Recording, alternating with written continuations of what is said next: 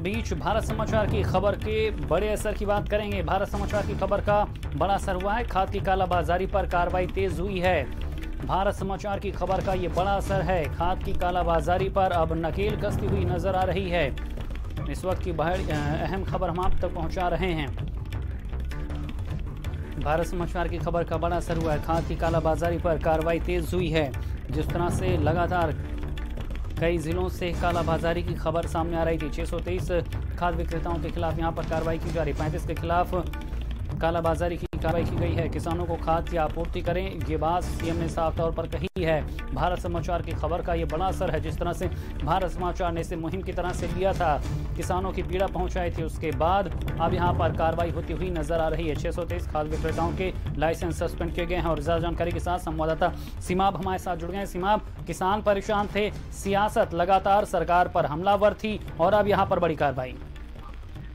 देखिए, ये खाद का जो मुद्दा था ये बहुत पुराना मुद्दा है और तमाम जगहों पे तमाम जिलों में खाद की आपूर्ति सही से हो नहीं पा रही थी। तो इसे लेकर भारत समाचार ने ही इस मामले को उठाया था, किसानों की समस्याओं को उठाया था। उसको लेकर 623 जो खाद विक्रेता हैं उनके लाइसेंस सस्पेंड कर दिए गए हैं।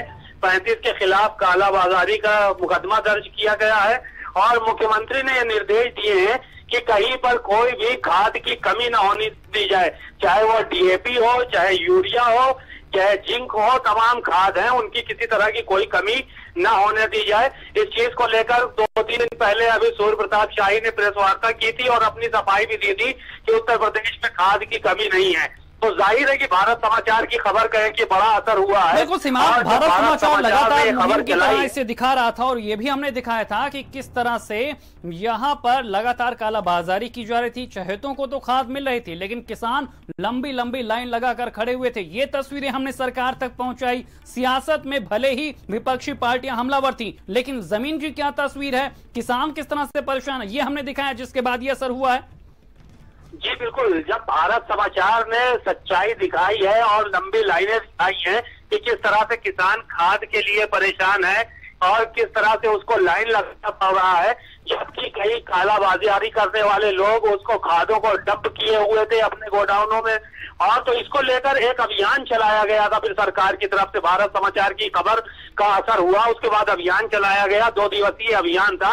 उसके बाद ये सारी की सारी कार्रवाइयां की गई है। शैलेंद्र, बिल्कुल सीमा, खास बात यह भी है कि पहले किसान कोरोना से प्रभावित था, उसके बाद जिस तरह से लॉकडाउन हुआ, फसलें बर्बाद हुई जिस तरह से प्राकृतिक आपदा बाढ़ के कारण, उसके बाद खाद की समस्या किसानों के सामने बड़ी थी। ऐसे में जरूरत को भारत समाचार ने समझा और उसका असर है कि अब सरकार भी इस समस्या के प्रति संवेदनशील हुई है।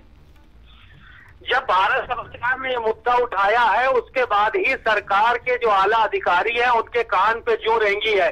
किसान काफी दिन से परेशान था, चूंकि बरसात हो गई थी वक्त पहले, तो खाद की जरूरत थी, तमाम फसलें नहीं तो बर्बाद। सरकार ने भी समझा है कि खाद की जरूरत कितनी ज्यादा है किसानों को और इसमें कालाबाजारी रुकनी चाहिए।